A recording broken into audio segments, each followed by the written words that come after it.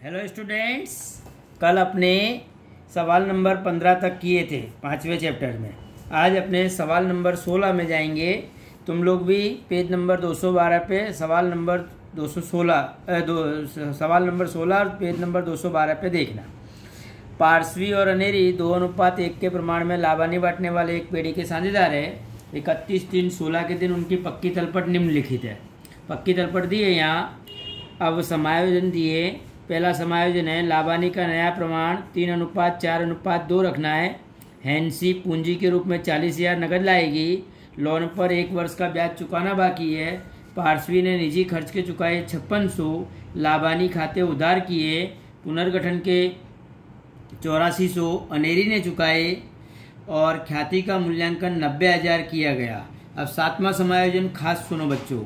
Hansi की पूंजी को आधार रूप मानकर पार्श्वी और अनेरी की पूंजी नए लाभानी के अनुपात में रखनी है और आवश्यक समायोजनों की असर साझेदारों के चालू खाते लिखनी है। देखो बच्चों, अब अपने सर्वप्रथम इसकी पूंजी को लिख देंगे दोनों की, पृथ्वी हैंसी और पार्श्वी जो दी है। अब देखो यहाँ पार्श्वी की पूंजी 81,000 दी है और 91,000 और अनेरी की 84,000। तो सबसे पहले मैं पूंजी खाते में लिख देता हूँ। शेष आगे लाए, इसकी लिखो 91,000 और उसकी लिखो 84,000 पूंजी डैश। उसके बाद अपने नगद खाते की बाकी लिख देते हैं। शेष आगे लाए और नगद खाते की बाकी दी है 56,000। तो यहाँ 56,000 रुपये पहले लिख दो, 56,000।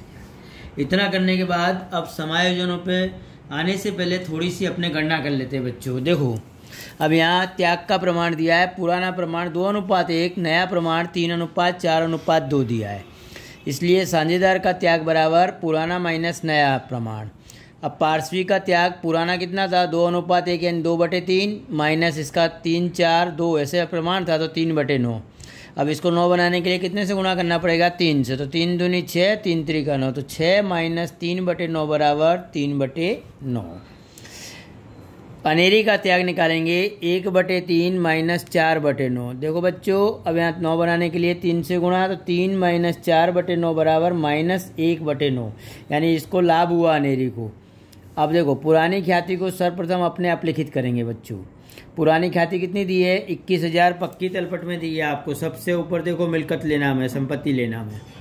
अब इसको बांट देंगे तो पार्श्वी का पूंजी खाता उधार, अनेरी का पूंजी खाता उधार, ख्याति खाता से। तो मैं पूंजी खाते में लिख देता हूँ ख्याति खाता से अनेरी का और पार्श्वी का दोनों का लिख दो। पार्श्वी का 14,000 और अनेरी का 7,000। पुराना प्रमाण है 2:1, उसमें बांट देंगे अपने।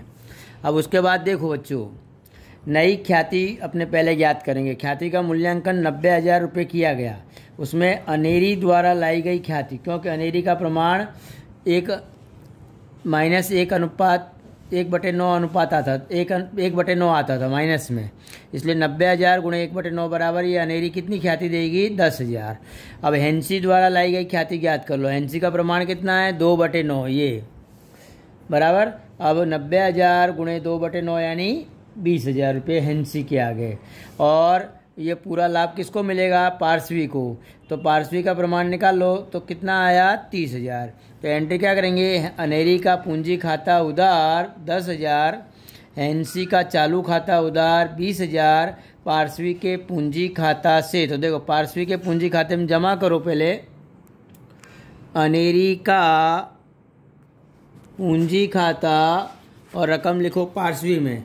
कितना लिखोगे, 10,000। उसी प्रकार हैंसी का चालू खाता, इसमें चालू खाता बताएंगे हैंसी का, और हैंसी का चालू खाता कितना, 20,000। और अपने उधार बाजू लिखेंगे। देखो बच्चों, अब यहाँ अपने एंट्री के अनुसार चलते हैं। तो एंट्री के अनुसार क्या है कि अनेरी का पूंजी खाता उधार, हैंसी का चालू खाता उधार, पार्श्वी के पूंजी खाता से। तो अनेरी का पूंजी खाता में किसका नाम लिखेंगे, पार्श्वी का पूंजी खाता। पार्श्वी का पूंजी खाता और अनेरी में लिख दो 10,000। 10,000 लिख दिए बच्चों। अब ये चालू खाता जो 20,000 है, इसको डायरेक्ट संपत्ति लेना हम बता दो, हैंसी का चालू खाता, क्योंकि अपने चालू खाता बनाए नहीं है, इसलिए चालू खाते की बाकी को अंत में कहाँ ले जाते हैं, संपत्ति लेना बाजू, इसलिए डायरेक्ट इसको संपत्ति लेना हम बता दो। समझे बच्चों। अब देखो, अब अपने समायोजन नंबर 1 पे जाने से पहले ऊपर पक्की तलपट में देखो पूंजी अनामत दिया है, तो पूंजी अनामत को अपने बांट देंगे, कोई भी अनामत हो उसको बांट देते हैं।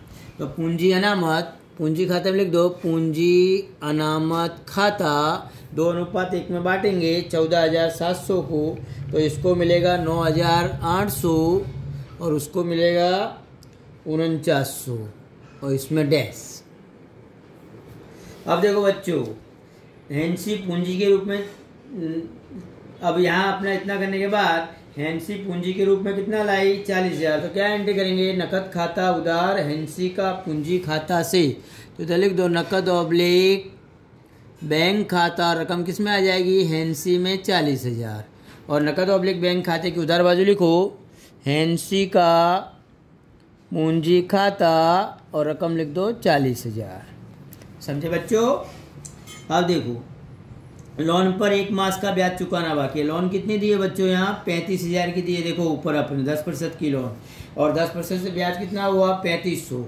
अब लोन पर ब्याज एक तो पुनः मूल्यांकन में उधार करो, लोन पर ब्याज 3500 और पूंजी दायित्व बाजू लिख दो, लोन 35,000 की प्लस चुकाना बाकी ब्याज 3500 जोड़ के 38,500 बाल निकाल दो। अगर अलग अलग लिखना हो तो अलग अलग भी लिख सकते हैं बच्चों। उसके बाद पार्श्वी के अंगत खर्च के चुकाए 5600, नफा नुकसान खाते उधार किए। तो देखो बच्चों, इसकी क्या एंट्री होगी, पार्श्वी का पूंजी खाता उधार और पुनः मूल्यांकन खाता से। तो पुनः मूल्यांकन खाते में लिखो पार्श्वी का पूंजी खाता और रकम लिखो 5600, और पूंजी खाते में लिखो यहाँ पुनः मूल्यांकन खाता, पुनः मूल्यांकन खाता, और पार्श्वी में लिख दो 5600 और डैश डैश। चलो बच्चों आगे। अब देखो, पार्श्वी के बाद 5वां समायोजन है, पुनर्गठन खर्च के 8400 अनेरी ने चुकाए। अब अनेरी ने चुकाए तो क्या एंट्री करेंगे, पुनः मूल्यांकन खाता उधार अनेरी का पूंजी खाता से।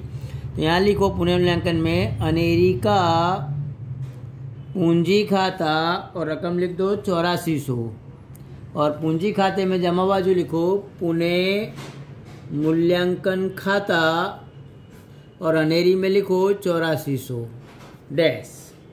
समझे बच्चों। अब देखो, अब समायोजन दिया है 6ठा, उसमें मूल्यांकन 90,000, वो तो अपने ऊपर कर दिया ख्याति के लिए।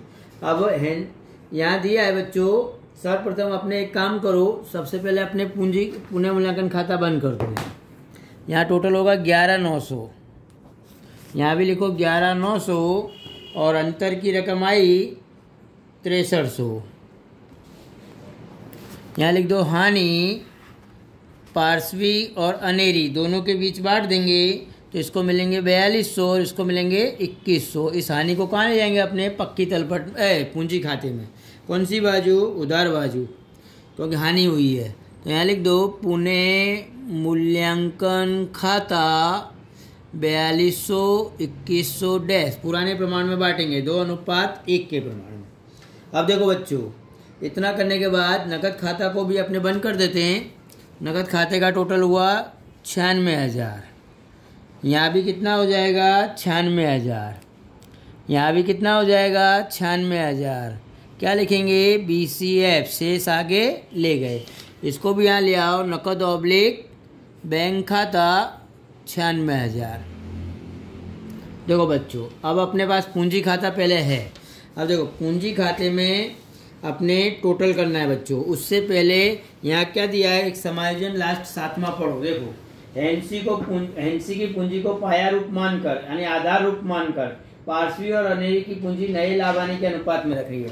देखो बच्चों, हैंसी का प्रमाण कितना था, 2 का, क्योंकि नया प्रमाण था 3:4:2। अब 2 के प्रमाण में पूंजी कितनी लाई थी, 40,000। तो 2 के प्रमाण में 40,000, तो 4 के प्रमाण में कितनी हुई 80,000, तो 60 के प्रमाण 3 के प्रमाण में कितनी हुई 60,000। तो सबसे पहले अपने लास्ट में पूंजी खाते की उधार बाजू लिख देने का। सबसे पहले शेष आगे ले गए 60,000, 80,000 और 40,000। समझे बच्चे? फिर से देखो एक बार। लास्ट समायोजन में ऐसा दिया था कि एनसी की पूंजी को आधार रूप मानकर पार्श्वी और अनेरी की पूंजी नए लाभानी के अनुपात में रखनी है। नया लाभानी का अनुपात कितना दिया था 3:4:2। तो एनसी का प्रमाण कितना था 2 और उसकी पूंजी कितनी थी 40,000। तो 2 के प्रमाण में 40,000, तो 4 के प्रमाण में 80,000, 3 के प्रमाण में 60,000। सर्वप्रथम अपने ये लिख देंगे। अब इतना करने के बाद आप लोगों को पहले टोटल करना है बच्चों। देखो अब जमा बाजू का टोटल पार्श्वी का ज़्यादा आता है, मतलब इसका आता है 31,800। तो यहाँ भी लिखो 31,800। अब देखो बच्चों, अब 31,800 में से अपने कितनी रकम घटाएंगे 14,000, 5600, 4200 और 60,000। तो अंतर की रकम जो बचेगी वो आएगी 47,000 और इधर लिख दो चालू खाता। अब देखो ये उधार बाजू चालू खाता आया, किसका आया पार्श्वी का। तो अपने जमा बाजू बताने का पूंजी दायित्व में पार्श्वी का चालू खाता 47,000। समझे? पहले जमा बाजू का टोटल करेंगे 31,800, यहाँ भी 31,800 लिखेंगे। उसमें से अपने 14,000, 5600, 4200 और 60,000 मिलके घटाएंगे तो अंतर की रकम आएगी 47,000। अब देखो बच्चों, यहाँ अपने अनेरी का उधार बाजू का टोटल जाता है 99,100। यहाँ भी कितना लिखो 99,100। अब उसमें से अपने कितनी रकम घटानी है 84,000, 4900 और 8400। इतना आपने घटा देंगे बच्चों। तो अंतर की रकम इसमें आएगी 1,800 रुपये। तो 1,800 रुपये यहाँ लिख दो चालू खाता। अब ये किसका आया अनेरी का। कौन सी बाजू आया जमा। तो इसको संपत्ति लेना हम बताओ। अनेरी का चालू खाता 1,800 रुपये बच्चों।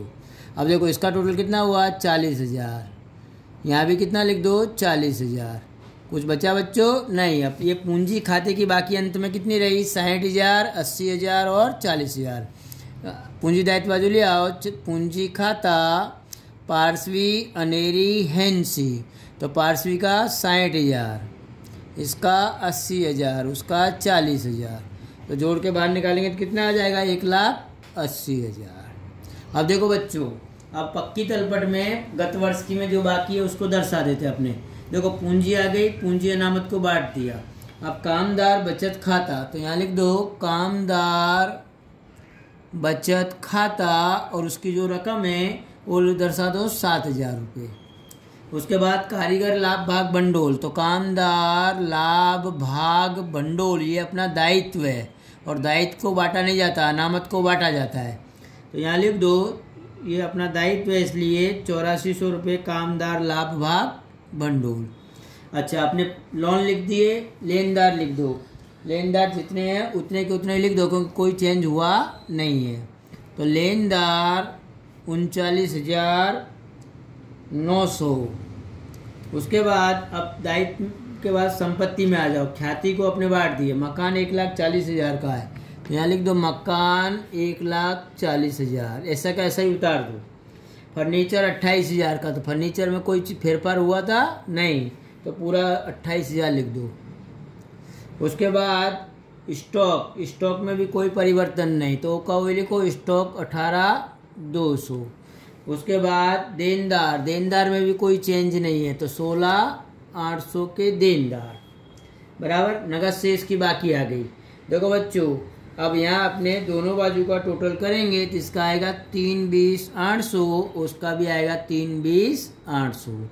इस प्रकार इस सवाल को आपको बहुत ध्यान से करना है बच्चों, क्योंकि ये चालू खाता की असर देनी है प्लस एनसी की पूंजी को आधार रूप मानकर बाकी साझेदारों की पूंजी ज्ञात करनी है और अंतर की रकम चालू खाते लिखनी है बच्चों।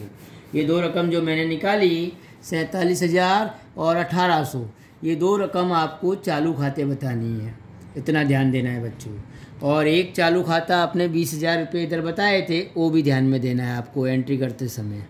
इतना अपने ध्यान रखेंगे। इस सवाल को पुनः फिर से आप अपनी नोट में तैयार करना, हल करना और व्यवस्थित रूप से ध्यान दे के करना बच्चों।